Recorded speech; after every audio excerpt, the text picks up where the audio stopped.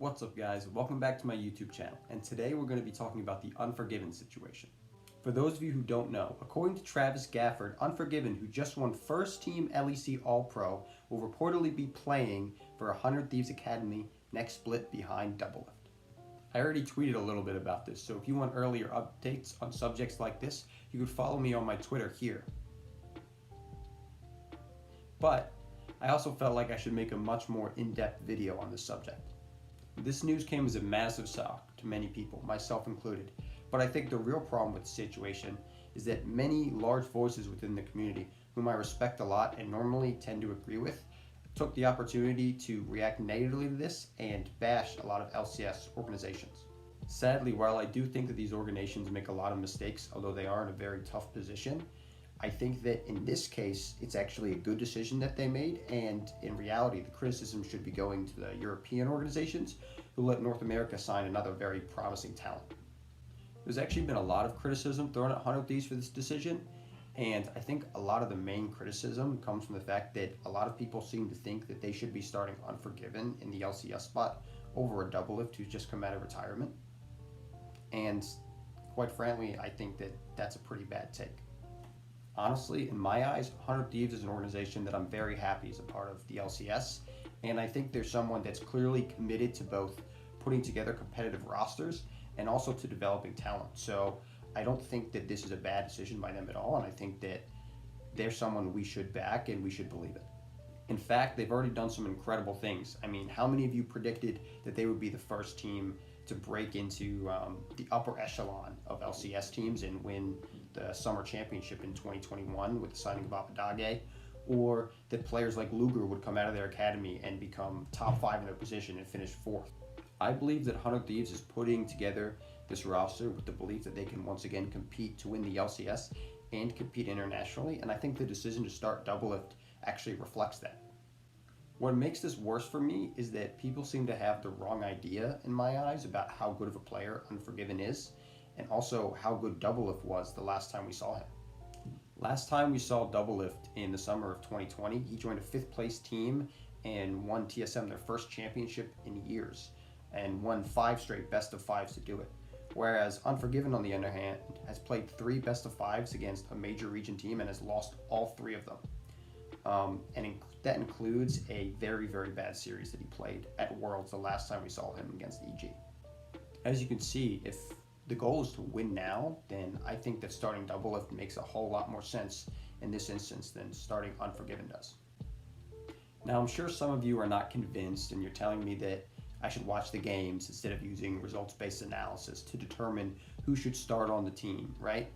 And that, he was the best ADC in LEC. He won first team all LEC.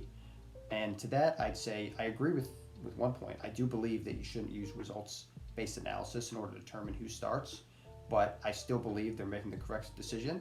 And so let's talk about Unforgiven's gameplay. As we know, Unforgiven won first team All-Pro in LEC, a region that's been much better than North America and certainly for the past 5 years. And that must mean he's better, right?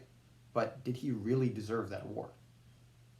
Honestly, Unforgiven is a defensive AD carry who's very, very good at one thing, and he's mediocre to bad at pretty much everything else.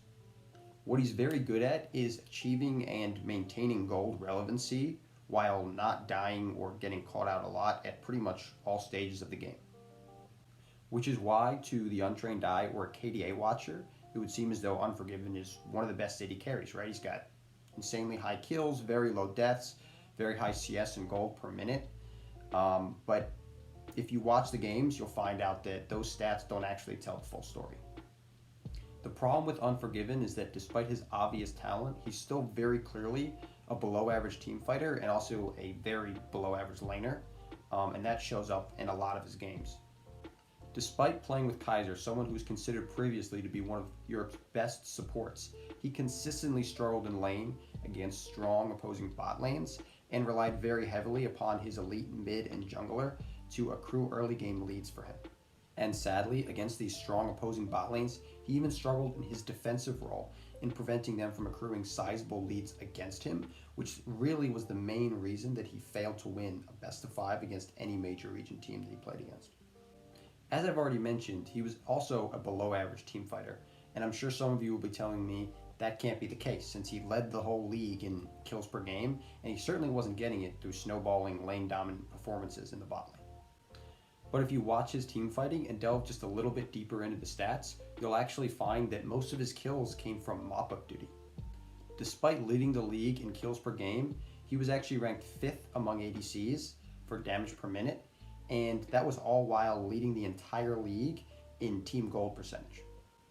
In fact, Carzzy, who was set to replace him on MAD, averaged near 100 more damage per minute, despite averaging 3% less team gold percentage. This means that despite the fact that this team was funneling gold into him, he was still consistently struggling to deal damage in team fights, which is one of the major jobs, if not your most important job, that ADCs have in team fights. With all this in mind, I believe that Carzzy was actually much closer to the 5th best ADC in LEC during the summer split, and players like Carzzy, who although had a worse split, I believe are actually better players, and the fact that MAD replaced Unforgiven with Carzzy, I think even reflects that. Additionally, the last time we saw Unforgiven play, he played a best of 5 against Cowdy, an ADC who spent nearly the entire year as a part of NA Academy, and Cowdy heavily outplayed him in that series. This further reinforces my belief that Hunter Thieves Academy is actually the perfect place for Unforgiven next season. And honestly, as a North American fan, I'm incredibly happy that the European teams let us take another promising talent to North America.